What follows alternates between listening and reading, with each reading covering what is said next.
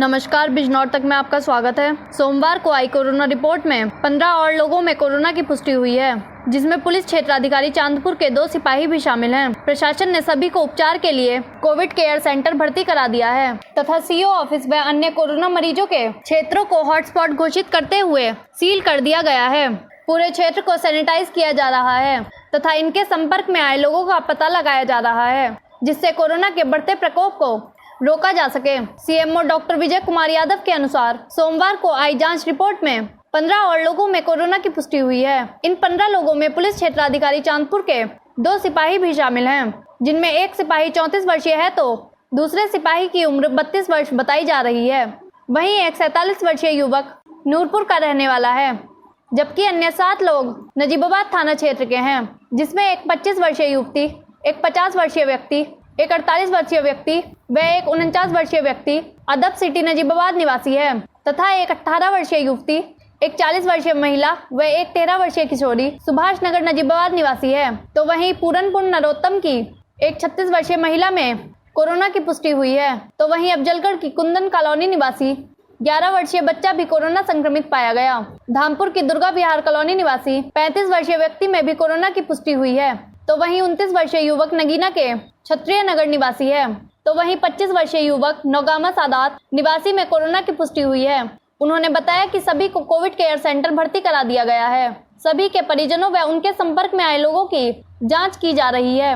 उनके क्षेत्रों को हॉटस्पॉट घोषित करते हुए सील कर दिया गया है। पूरे क्षेत्र को सैनिटाइज कराया जा रहा है।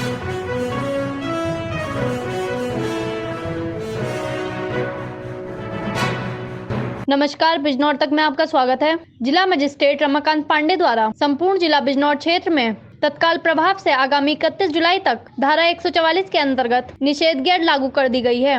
उन्होंने ईद उल जुहा बकरी ईद का त्योहार आसन्न है तथा वर्तमान में कोरोना वायरस के संक्रमण को फैलने से रोकने के लिए प्रतिबंधात्मक आदेश लागू हैं। उन्होंने बताया कि विश्वस्त सूत्रों एवं विभिन्न समाचार पत्रों में प्रकाशित खबरों से संज्ञानित है कि जिले में तेजी से चल रही राजनीतिक गतिविधियों एवं विभिन्न संगठनों द्वारा अपनी मांगों के समर्थन में की जा रही कार्यवाहियों के परिप्रेक्ष्य में कुछ अवांछनीय एवं असामाजिक तत्व सक्रिय होकर लॉकडाउन के समय जिले की लोक प्रशांति एवं सांप्रदायिक सौहार्द को प्रभावित कर सकते हैं। उन्होंने बताया कि उक्त परिस्थितियों को दृष्टिगत रखते हुए तत्काल प्रभाव से संपूर्ण जिला बिजनौर में 31 जुलाई 2020 तक निषेधाज्ञा लागू कर दी गई है। उन्होंने सचेत करते हुए कहा कि उक्त धारा के किसी भी प्रतिबंध का उल्लंघन करने वाले व्यक्ति के विरुद्ध धारा 188 के अंतर्गत कार्यवाही की जाएगी।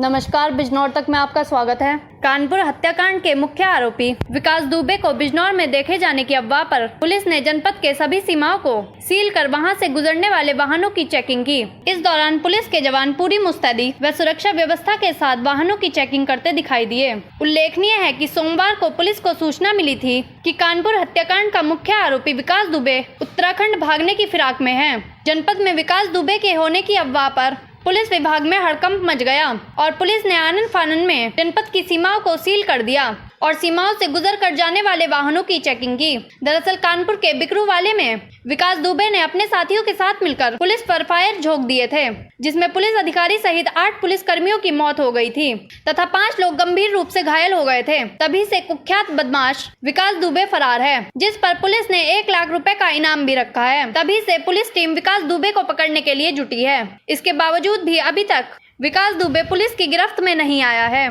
पुलिस सूत्रों से पता चला है कि विकास दुबे उत्तराखंड जाने की फिराक में है। पुलिस ने जनपद के सभी बॉर्डर क्षेत्रों को सील करते हुए उत्तराखंड बॉर्डर के मंडावली क्षेत्र में असलहे के साथ चेकिंग अभियान चलाया। एसपी सिटी लक्ष्मी निवास मिश्र ने बताया कि अपराधियों को पकड़ने के लिए लगातार चेकिंग अभियान चलाया जा रहा है। इसी कड़ी में जनपद से जुड़े सभी उत्तराखंड के बॉर्डर को पूरी तरीके से सील करके पुलिस द्वारा बॉर्डर पर चेकिंग अभियान किया जा रहा है। जनपद में विकास दुबे के होने की केवल अफवाह थी। मामला है उसमें क्या बिजनौर में कोई लोकेशन मिली है? कल एक अफवाह उड़ी थी कि विकास दुबे जनपद बिजनौर में है। इस बात को लेकर पूरे जनपद को सील कर दिया गया था, चेकिंग कराई गई थी। गहन सारे क्षेत्राधिकारी SPRM मैं स्वयं और पुलिस अधीक्षक महोदय सब चेकिंग की गई शाम तक और ये गलत पाई गई सूचना।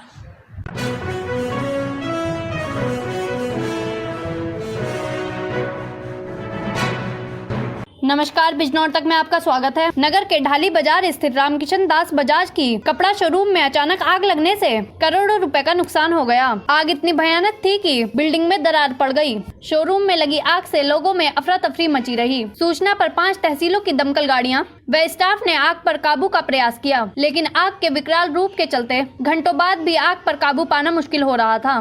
शोरूम की दूसरी मंजिल से निकल रही भयंकर आग की लपटों से लोगों में हड़कंप मचा रहा। दरअसल चांदपुर के ढाली बाजार में रामकिशन दास बजाज की कपड़ा शोरूम में रात्रि किसी समय अचानक आग लग गई। आग लगने के सही कारणों का पता नहीं चल सका। शोरूम में आग लगने से करोड़ों रुपए का नुकसान बताया जा रहा है। शोरूम के दूसरी मंजिल में भयंकर आग लगने से बिल्डिंग में दरार पड़ गई। आग ने विकराल रूप ले लिया। आग की सूचना पर बिजनौर, चांदपुर, धामपुर, नजीबाबाद व नगीना 5 तहसीलों की दमकल गाड़ियां व स्टाफ आग बुझाने में जुटा रहा, लेकिन आग के विकराल रूप के चलते घंटों बाद भी आग पर काबू पाना मुश्किल हो रहा था। गनीमत यह रही कि कोई हादसे में हताहत नहीं है। आज आग लगी है, क्या पूरा मामला है? कहाँ से दमकल की गाड़ियाँ यहाँ? ये आप देख रहे हैं कि ये आपका चांदपुर में ढाली बाजार कहा जाता है। इसमें कपड़े की 3 मंजिलें दुकान थी। इसमें आग लग गई थी, जिसमें जनपद की 5 तहसीलों के 5 फायर टेंडर यहाँ लगा करके आग को बुझाया जा रहा है।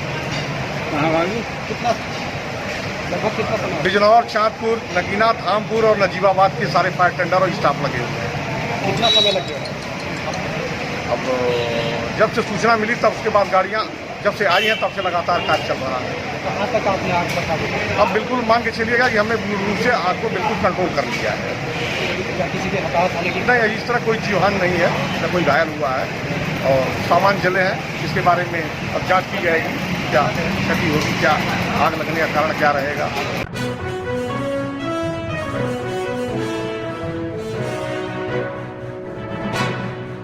नमस्कार, बिजनौर तक में आपका स्वागत है। भारतीय जनसंघ के संस्थापक और भारतीय जनता पार्टी के प्रमुख आदर्शों में से एक श्यामा प्रसाद मुखर्जी की सोमवार को भाजपा नेताओं ने वरिष्ठ भाजपा नेता डॉक्टर विनीता देवरा के निवास स्थान पर धूमधाम से जयंती मनाई तथा उनके जीवन पर प्रकाश डालते हुए उनके आदर्शों पर चलने का आह्वान किया।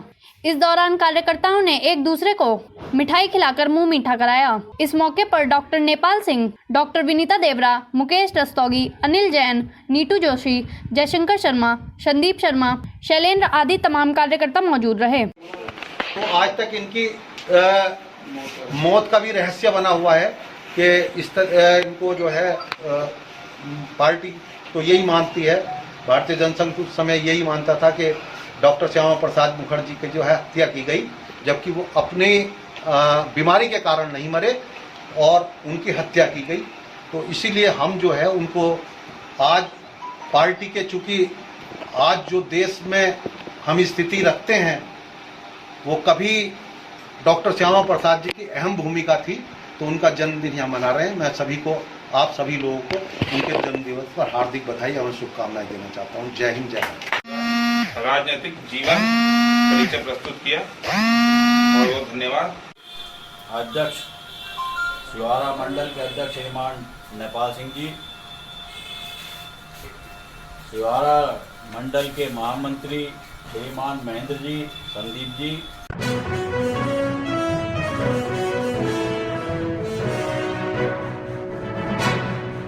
नमस्कार, बिजनौर तक में आपका स्वागत है। ग्राम आलमपुर में हाईवे निर्माण हेतु बनौली नदी के समीप खेतों से मिट्टी खनन के कारण गड्ढों की डांग से फिसलकर एक 10 वर्षीय बालक की पानी में गिरने से मौत हो गई। बच्चे की मौत से परिजनों में कोहराम मच गया तथा गांव में शोक व्याप्त हो गया। दरअसल अफजलगढ़ थाना क्षेत्र के ग्राम आलमपुर निवासी 10 वर्षीय बालक नक्श कुमार पुत्र भूपेंद्र सिंह सोमवार की शाम को गाँव के समीप बहने वाली बनौली नदी के समीप खेतों में खेलने गया था। बताया जाता है कि 4 लेन सड़क निर्माण के लिए खेतों से मिट्टी उठाई जा रही है, जिससे वहां 15 से 20 फीट गहरे गड्ढे बन गए हैं। खेलते समय नक्श गहरे गड्ढे में गिर गया। नक्श के साथ खेल रहे अन्य बच्चों ने गड्ढे में नक्श के गिरने की सूचना दी। जब तक मासूम को निकाला जाता तब तक उसकी मौत हो चुकी थी। बालक की मौत से परिवार में कोहराम मच गया तथा गांव में शोक व्याप्त हो गया। बताया जा रहा है कि बालक के पिता सेना में कार्यरत हैं, जिन्हें घटना की सूचना दे दी गई है। पीड़ित परिजनों का कहना है कि बच्चे के पिता के आने के उपरांत ही अंतिम संस्कार तथा आगे की कोई कार्यवाही की जाएगी। घटना से ग्रामीणों में मिट्टी उठाने वाले ठेकेदारों के प्रति रोष व्याप्त है। ग्रामीणों का कहना है कि खेतों में गहरे गहरे गड्ढों के कारण आगे भी कोई दुर्घटना होने की संभावना है। कोई आने के लिए तैयार नहीं, अभी तक कोई भी नहीं पहुंचा। ना खनन वालों को कुछ वो, क्योंकि रिश्वत चल रही नीचे से ऊपर तक, तो खनन वालों को पूछने की क्या जरूरत है।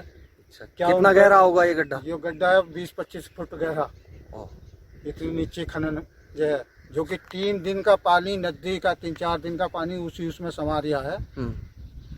सिर से ऊपर पानी है, आदमी इसमें बढ़ के देखो तो कहीं को गले है और कहीं को सिर से ऊपर है।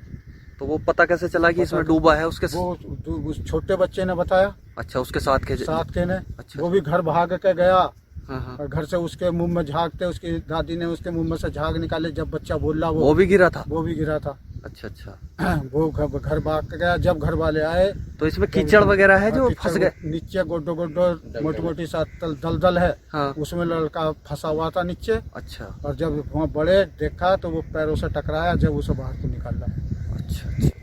तो फिर भर्ती कराया? तो फिर भर्ती सब जगह उसे वो बता दिया उन्होंने, मना कर दी। डंगर अभी हाँ, भाई मेरा नाम कमल कुमार, आलमपुर गांवड़ी का रहने वाला हूं मैं भी।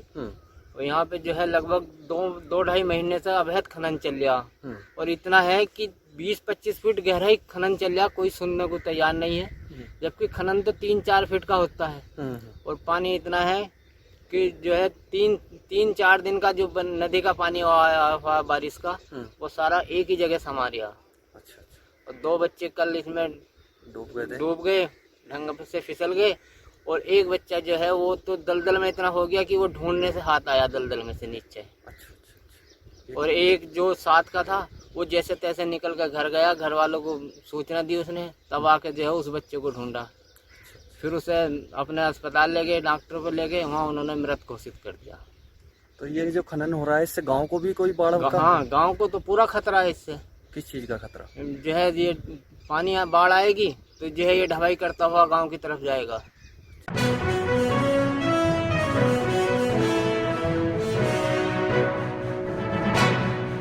नमस्कार, बिजनौर तक में आपका स्वागत है। मुख्यमंत्री योगी आदित्यनाथ की महत्वाकांक्षी योजना बृहद पौधारोपण कार्यक्रम के अंतर्गत रविवार को anti corruption bureau and welfare foundation के फाउंडर व नेशनल चेयरमैन इंजीनियर विकास कुमार आर्य ने अपने साथियों के साथ मिलकर सहारनपुर पुलिस चौकी इंचार्ज कमल किशोर व उनके साथियों के साथ पौधारोपण किया। विकास आर्य ने बताया कि हम लोगों को पेड़ पौधों की महत्वता और आवश्यकता के बारे में बताकर उन्हें पौधरोपण के लिए प्रेरित कर रहे हैं। कई जगह लोगों में जानकारी का भी अभाव देखने को मिला। कुछ लोग इस कारणवश भी पौधरोपण के लिए आगे नहीं आ पा रहे हैं। इसके लिए हमारी संस्था के स्वयंसेवी गांव, शहर आदि जगह पहुंचकर लोगों को निरंतर पर्यावरण हेतु प्रचार प्रसार कर लोगों को जागरूक करने का प्रयास कर रहे हैं। बिजनौर शहर के फाउंडेशन की डिस्ट्रिक्ट एडमिनिस्ट्रेटर रंजना सैनी, सचिन, अमन, सैफ, आयुष माहेश्वरी आदि ने जगह जगह पौधरोपण किए।